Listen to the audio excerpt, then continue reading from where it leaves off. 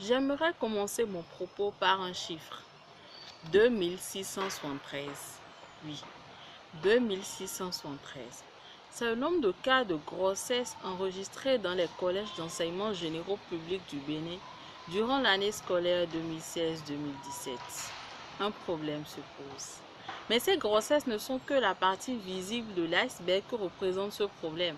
En effet, selon le 4e recensement général de la population et de l'habitation du Bénin, les adolescents et les jeunes représentent le tiers de la population, soit 3 millions d'habitants. La tendance est la même en Afrique subsaharienne où, sur une population de 883 millions, 280 ont entre 10 et 24 ans. Une population en majorité jeune représente une opportunité pour toute nation de capturer le dividende démographique et d'amorcer un développement social et économique rapide.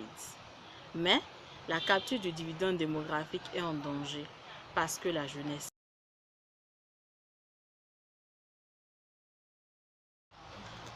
est gangrénée. Elle est gangrénée par les grossesses précoces et non désirées, les avortements clandestins, les maladies sexuellement transmissibles, les comportements sexuels à risque comme le multipartenariat sexuel.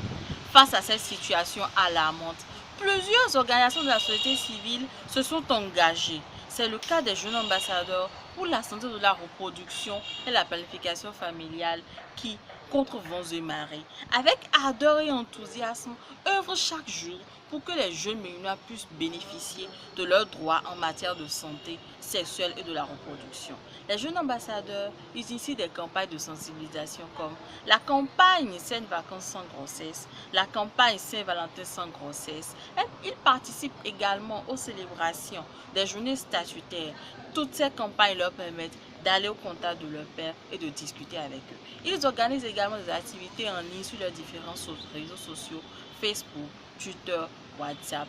De plus, les jeunes ambassadeurs mènent également des campagnes de plaidoyer auprès des autorités politico-administratives pour la prise en compte des droits en matière de santé sexuelle et de la reproduction des jeunes.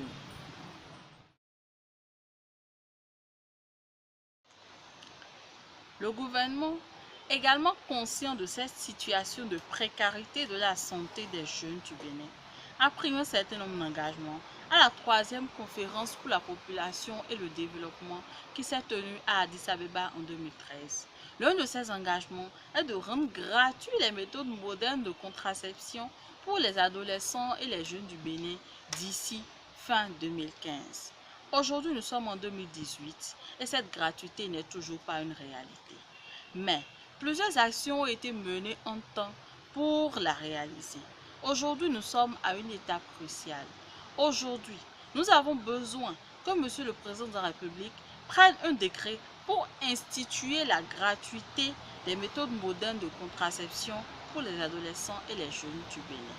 Oui, Monsieur le Président, nous vous demandons humblement de prendre un décret pour instituer la gratuité des méthodes modernes de contraception pour les adolescents et les jeunes du Bénin.